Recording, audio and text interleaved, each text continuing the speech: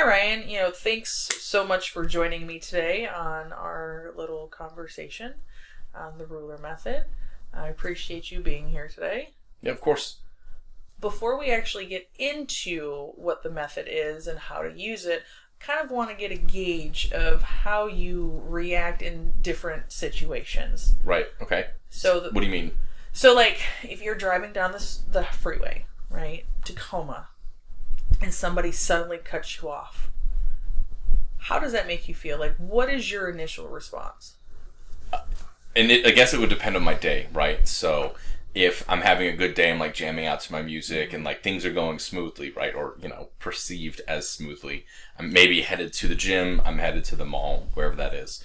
And it's inevitable that some driver is going to cut you off or at least behave in an erratic enough manner that is outside of what I'm expecting. They cut me off. I'm mad, right? My initial response is, drive better, you idiot, right? There's explicitives already going to be said at this moment, right? I'm going to be cursing, likely. Then it just jogs my memory or my mind, like how, what kind of person drives like that? And all these things feel like they're happening a mile a minute. There's so much going on, but in reality, it's maybe a few seconds that this occurs, and then it's done. Then it's over with. Business as usual. Back into it. But for that moment, there's a bit of anger. And how does that affect the rest of your day? I would say probably not in a major way, right?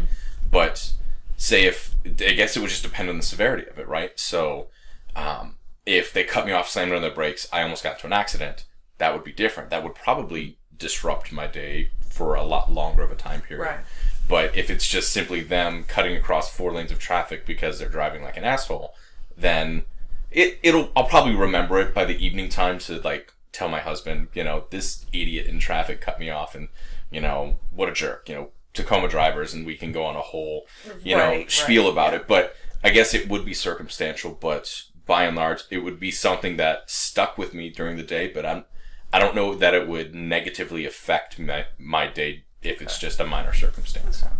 So how long does it usually take you to get back to happy-go-lucky, right? So if you're having a great day, you're jamming out, and you're looking forward, you're happy, and then suddenly they cut you off, how long does it take you to get back to... I would say when I think about it, it feels like it lasts a lot longer, right? That initial emotional reaction is very... violent's the wrong word, but it's a spike, right? You have that spike of emotion. I would say by the time my music turns back on, or like I re-engage with what I was doing. So when you notice that you are angry, right? What do you do with that? Probably like do the hand point, like, what are you doing? Both hands off the wheel, you throw your hands up like, you idiot. Maybe like hit my steering wheel with my hand, like, come on, or slam the horn if it is that close. Definitely it's a lot more vocal. There's no, like, why would I take out my frustration on my car, right? I love my car way too much. You love your car. So I'm not going to like punch the steering wheel like, oh, you idiot driver. That's not normal. But certainly vocal, like a really vocal response of like, F off, man, what are you doing? It's like yelling at a sports game, right? You're sitting in your living room and you're telling the coach to do something, and you're like, oh, come on, or like, get that goal, or whatever. They can't hear me. I'm a lot more vocally responsive than physically. So somebody else's actions make you feel angry. So when somebody chooses to cut you off, it makes you angry. Yeah, of course. Have you ever wondered why?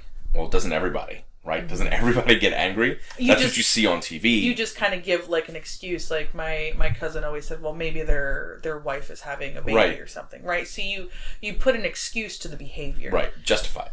Right, you justify the behavior. What I would like for us to do, keeping in mind this situation, is I would like to work through the steps of the ruler method so that you can understand why people cutting you off makes you feel and react the way that you do, and hopefully give you some tools that if the next time somebody cuts you off, you don't act or feel as strongly the next time it happens. I'm sure my my passengers or whoever I'm talking on the phone with would appreciate the lack of verbal outbursts from me cursing at somebody who cut me off. And they're like, it wasn't that big of a deal. And I'm like, how dare you think that? It was a big deal to me. Like, it mattered to me. So the first step is recognizing, right? So recognizing that change in emotional state, recognizing that you feel differently. Right. You went from being happy to suddenly being completely pissed off and angry. Right. Because of another person's actions, right? So I think you've got that part down really well. Oh, yeah, we could recognize that. Yes. The next step is going to be understanding. So this is the step that takes the most time, right? Many times people will continue to put, for lack of a better term, blame for their emotional and how they feel on an outside entity, right? Sure. So the purpose of the you in ruler is to actually get it to an intrinsic reason that you can control, right? So can you control that person who cut you off? Wish I could. Absolutely not, though, right? Right. But you can control how that makes you feel. Right. Right. So essentially what you did in that situation is you gave that person permission to make you feel angry. So some of the questions that I like to start out with is, what about that situation? What about that person cutting you off on the freeway made you angry? I think, the action of it, right? Because it's that feeling when you have to slam on your brakes at a stoplight, or that adrenaline boosting moment where it's certain but uncertain that something's going to happen. What I hear you saying is that it's not that the driver made you angry for cutting you off, it's that they scared you by cutting you off. Well, yeah, almost like that feeling you get like going into a haunted house, or like when you get a really good like fright, that adrenaline, that heart race a little bit, but instead of being able to direct it in a scream, like, you're in a haunted house like, ah, it's more of you have someone to point that in. Because when you're watching a scary movie, you're walking through a haunted house, you recognize that sense of fear. You're like, I am scared, I'm a little anxious, maybe a little terrified, whatever. But that's not what you think of when you're driving, right? But in a haunted house, you're expecting that. Right. When you're driving on the freeway, you're not expecting that. Right. So really what you're reacting to is your own fear. So you're not angry at the person. The person didn't make you angry.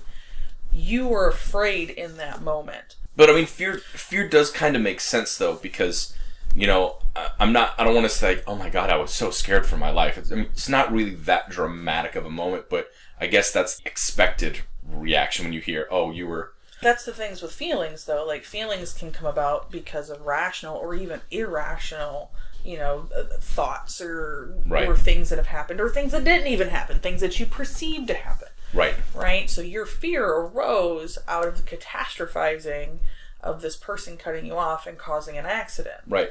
Right? So, what's easier to control? Your anger at another person or the fear within yourself? I mean, introspection is terrible, so certainly easier for me to outwardly project at them, right? The reality is I'm not in control of that circumstance, and that's why I have the outburst. I think we have a really good understanding, right? So it's not that you're angry that the person cut you off.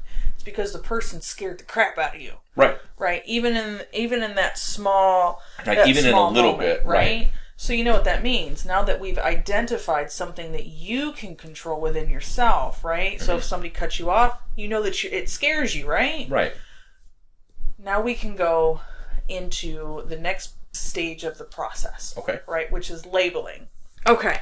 So now that we have a better understanding of why you reacted the way that you did, now we can go into the labeling. What I'm going to show you here is something that's called a mood meter. Okay, the mood meter is a tool that you can use to learn those new words, to help you with the expression portion of the ruler method, right? So we've identified that you're frightened. Right. Right, okay. So that's very unpleasant and it's high energy. So if you look at the mood meter here, there's 4 different blocks of varying color with a range of pleasantness and also a range of energy. So high energy to low energy. So frightened is right up here in the red, right next to angry, and it's actually less pleasant and the same energy level as angry. Okay.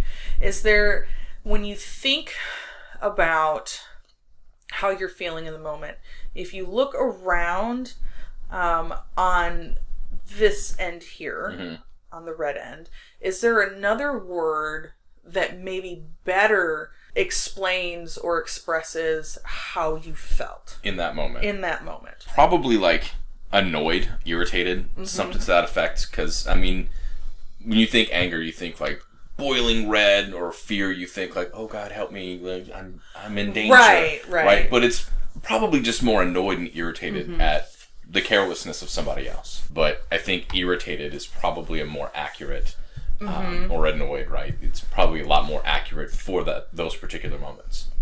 See, and the great thing about that mood meter is that we went from frightened, and then we went back to you in the understanding, right? Because you've relabeled it, and because you've relabeled it, now we have to go back and re-understand why you felt irritated. Right.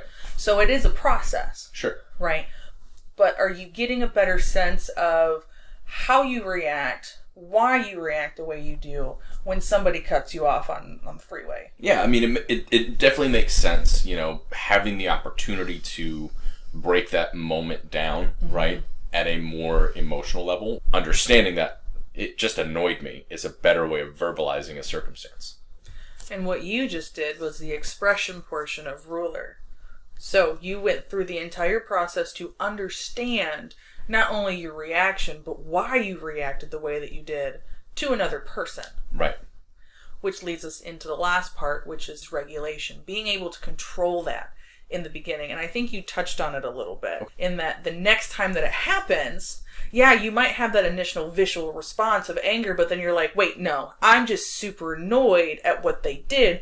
Everything's fine. Right. It could have turned out worse, but it didn't. And then you come back to your baseline. You come back to, you're happy. You come back to where you were prior to, to that person. It's a lot easier to cool off from being annoyed or irritated than it is to be genuinely angry or genuinely in fear. There is a dial, right? In understanding these emotions as they come through. You say regulate, and I'm like, turn it down a bit, you know, bring me back to normal faster. It's a good way to reflect on these more negative or negative appealing emotions, because there's always a space for anger. There's always a space for certain emotions along this mood meter. I mean, looking at it, it's kind of shocking to see the many descriptors of emotion that, as an adult now, I wish I would have understood the... I don't want to say complexities, because it's really not complex. We learn all of these emotions as kids and growing up, whether or not they were reinforced.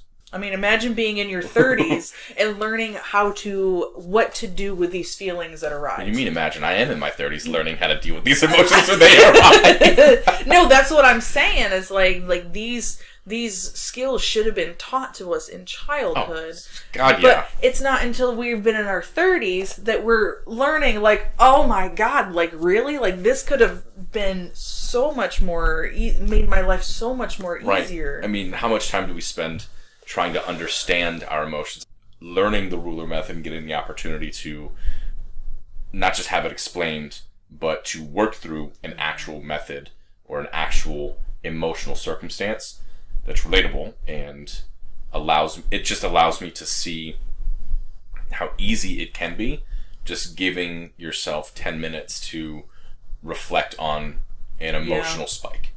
Yeah, and the other thing too is, you know, in those moments, you know, where you, upon further future reflection, that you're like, man, I totally overreacted. Like, that statement alone holds so much judgment. Right. So your emotions drive your thoughts, which drive your behaviors, which in turn drive your feelings and your emotions. You are responsible for the way that you feel, not anybody else. Right. So if you can understand why their actions made you feel that way, you can change your thoughts to a more intrinsic sort of thinking. And then, as we've seen through this conversation, that you can go back and forth between the steps to get that better understanding, right? You might have a question when you're trying to express it to somebody that you're like, wait a minute, I don't think I understood this deep enough. Let me go back. Right. Let's re-engage. So you can use this tool in the way that best suits you.